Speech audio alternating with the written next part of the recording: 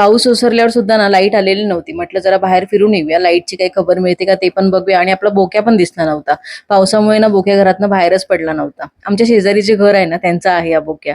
आणि मला तो दिसता क्षणी ना मी त्याला हाक मारली तर तो पटकन धावत आला. आणि मला इतकं छान वाटलं ना की काय सांगू. मला वाटलं होतं की तो नाही येणार, पण मी इतके दिवस जे त्याच्यावर प्रेम करते ना ते त्याच्यापर्यंत पोहोचलंय याची त्याने मला पोचपावती दिली. असो, लव्ह यू बोक्या. असो, रात्र झाली तरी ना लाईटचा काही पत्ता नव्हता. आम्ही ग्रामपंचायतीकडे सुद्धा जाऊन आलो, तेव्हा कळलं की लाईटचा पोल पडला आहे. आणि आम्हा दोघांना इतकं टेन्शन आलं ना की काय सांगू. एकतर पहिला पाऊस पडून गेल्यावर ना प्रचंड गरम होतं, आणि त्यात माझी प्रिशा ना किड्यांना भरपूर घाबरते. सो घरी येऊन ना कशीबशी जेवणं उरकली. बऱ्याच वर्षांनी ना असं कॅन्डल लाईट डिनर झाला, ते पण कोकणात.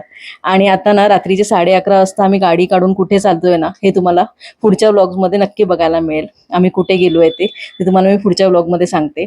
आजचा हा व्लॉग कसा वाटला हे मला नक्की कमेंट करून सांगा. धन्यवाद. बाय.